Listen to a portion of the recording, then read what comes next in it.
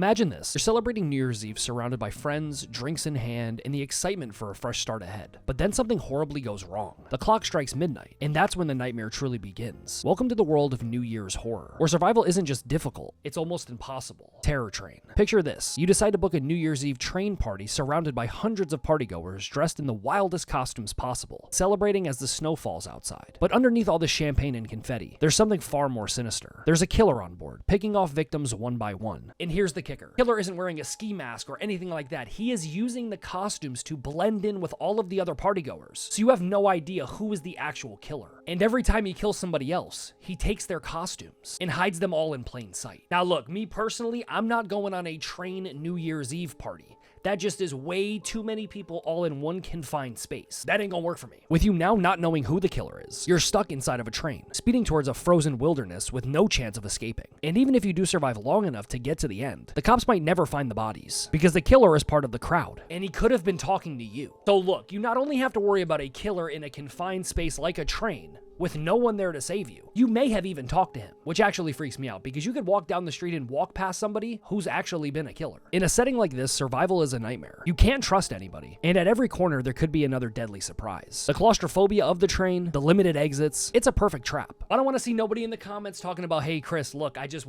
wouldn't go on the train either, but we're talking about if you had to be on the train, you got no choice. You could be standing right next to the killer, and if they decide to choose you, it's wraps. New Year's Evil. The movie premises around a woman named Diane, who's celebrating New Year's Eve on national television, when all of a sudden she gets a call. The killer claims that he's going to kill someone at midnight in every single time zone, and as the clocks kick down to each new year, the body count climbs. The killer isn't just some random psycho. He's playing a twisted game of cat and mouse with the host herself. Now she's on national TV and she gets a call from some crazy person who's somehow going to kill someone in every single time zone. Now look, bro's gotta have a team because there's no way he would have been able to do it by himself, which means that there's more than one killer. Now the craziest part is the killer is using different disguises for each murder, and it seems like he's always one step ahead. He also seems to have a knowledge of show sets, which of course gives him the upper hand, to make it seem like he's in different time zones as he's killing people. The most terrifying part is that he's not just stalking Diana, he's watching every move she makes through the cameras, and is more or less controlling the whole entire narrative. Now look, I want you to imagine something. Imagine being on national TV getting a call from a serial killer telling you that every single time the clock strikes the new year in every single time zone, your only hope to survive is that someone realizes what's going on before midnight, because the killer himself is in total control, and you would be absolutely lucky to make it out alive. What's worse though?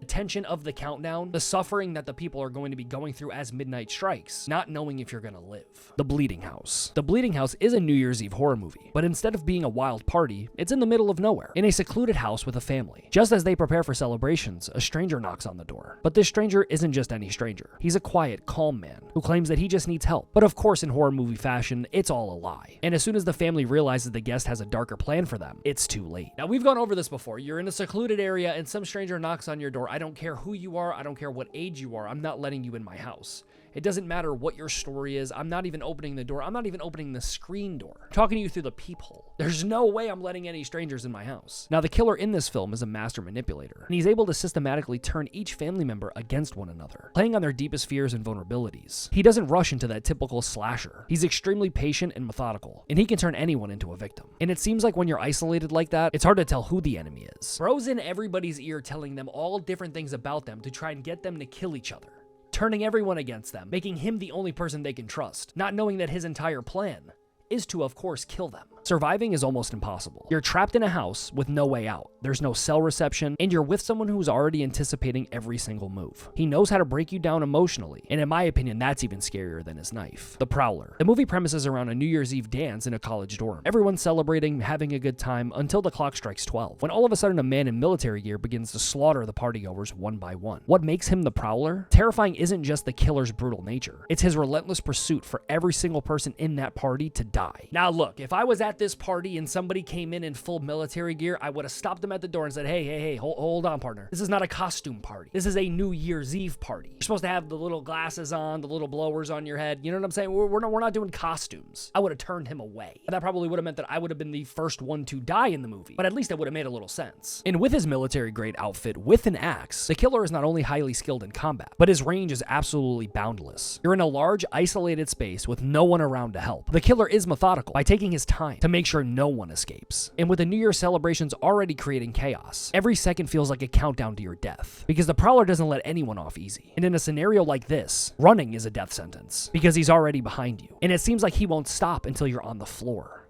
completely breathless. Now look, like I said, Chris ain't no big partier, so nobody's gonna be coming into my party with full military gear unless we're talking about it being a costume party. Like I said, that's what I would have done, but obviously if we're trapped in this, there's really nothing we could do. Fear of clowns. The movie premises around a group of friends that gather to celebrate New Year's Eve at a carnival. Now, who is doing that? Who is actually doing that? Comment that down below if that's something that you would do, because I'm not doing that. But quickly realize that someone in a creepy clown suit isn't there to entertain. They're there to kill. But here's where things get insane. The clown isn't just some random freak. He's a highly intelligent killer with a personal vendetta. That might be the scariest thing about horror movies. Somebody who's got a vendetta, somebody who's literally just feeding off of that, and they just can't wait to kill you. The clown then uses the carnival setting to set up elaborate traps. The maze of mirrors, the dark carnival tents, the creepy rides, they're all a part of the plan. And you're stuck in a place where every corner hides a new danger. And there's no such thing as an easy escape. Now look, I already don't mess with clowns. Clowns are not my favorite thing. I don't like them. I think they're weird. I think they're creepy. No offense to the clowns out there. Just not my thing. But now you're trapped inside of a carnival, and every ride is a trap. Bro sounds like a modern day Jigsaw, just dressed like a clown. And I'm not talking about Billy the Puppet. Now yes, you can try to outrun him, but the carnival is like a twisted funhouse. Every step you take, you're walking right into one of his traps. It's not just about surviving the clown. It's about surviving the nightmarish environment he's created for you. Because bro knows you. He has a personal vendetta against you, which is why you're there.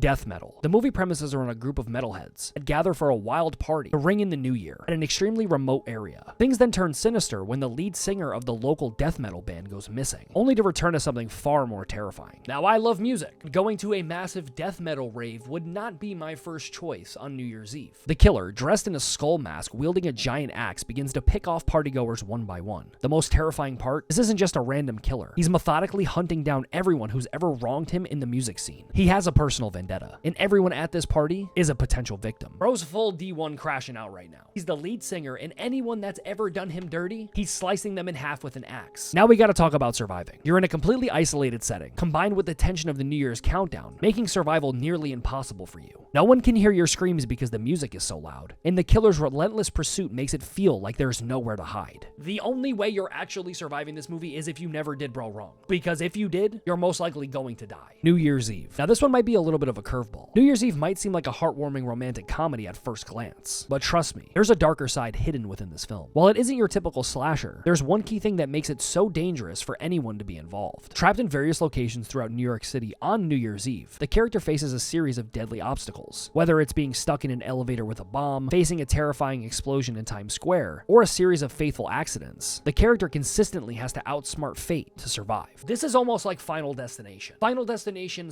/ love story. And it all has to be done before midnight. The sense of impending doom as the clock strikes midnight builds a ton of fear throughout this whole entire movie. It definitely makes you feel some kind of way, and the characters can trust no one. And by the time they realize what's at stake, it may be too late to save themselves. Like I said, this is one of those movies that gives Final Destination. It's a Final Destination style movie based on New Year's Eve, and survival's gonna be interesting. The Midnight Hour. The movie takes place on the last night of the year, but with an eerie twist. The movie premises around a group of friends that accidentally resurrect the undead, while breaking into an old store and opening a cursed chest. The group of friends unknowingly awaken vengeful spirits, monsters, and zombies who begin to terrorize their small town. The horror intensifies when they realize the only way to stop the monsters is by preventing the clock from hitting midnight, because if the curse fully activates, all the dead will rise. That is the #1 rule of why you don't break into places, and you also don't open things you don't know what you're opening. Imagine that, you break into a store, you open this chest, and all of a sudden there's zombies and monsters outside. Yeah, I'm good off that. The kicker? The town isn't overrun by supernatural creatures, and there is nowhere to hide. They're not your normal run-of-the-mill zombies. They're powerful, and their numbers grow as the night wears on. Getting out of this alive is a game of life and death. Surviving this movie is nearly impossible because you have to try and make it so that the night never strikes midnight. How are you going to do that? Because if the curse fully comes up, monsters everywhere. Don't want to see no one in the comments about how they're going to stop time. It's not going to work. Killer Party. The movie begins in a seemingly innocent New Year's Eve college party, but quickly escalates into a bloody nightmare. A group of college students are throwing a wild New Year's Eve bash in their dorm, but after a mysterious prank involving a haunted mask, things start to quickly spiral out of control. The killer hiding behind the mask begins to pick off partygoers one by one, leaving everyone in a frenzy. Now, if you can't tell, a lot of these movies have to do with parties where people are getting killed on New Year's Eve. We haven't had an insanely good New Year's Eve horror movie in a very long time. I feel like it's an odd time frame to make a movie. It also seems like a lot of these follow the same exact blueprint.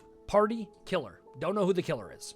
We've had it on trains, we've had it in college dorm rooms, we've had it at death metal concerts. It's kind of all the same. But what makes this movie so terrifying is you're so uncertain of who the killer's actual identity is. Is it just a prank gone wrong? Or is there something more supernatural about it? And the fact that the party is so large, the killer is hiding in plain sight among all of the chaos, making it nearly impossible to trust anyone. And as the party continues, your survival chances slowly tick down because it makes it harder for you to suspect anyone. You could have been hanging out with somebody the whole entire time of the party. They could have said they went to the bathroom and caught a couple bodies. There's no running, there's no hiding, because everyone is too distracted to celebrate the new year who actually realize that they're in danger. And it seems like once you do realize it, it's too late. The SnowMan, although not entirely based on New Year's Eve, uses them as his calling card after his brutal murders. So you're telling me bro is killing people and leaving a snowman outside? That's cold. The killer stalks the town during the winter months, and as the new year approaches, tension rises. Not only is the killer incredibly elusive, but the harsh winter condition with no one around to help you. And as the clock continues to tick down, surviving almost becomes hopeless. So there you have it. In my opinion, those are some New Year's horror movies that you have zero chance of surviving. From claustrophobic settings to relentless killers that play mind games with you, these films will make you think twice before ever stepping foot into a New Year's celebration again.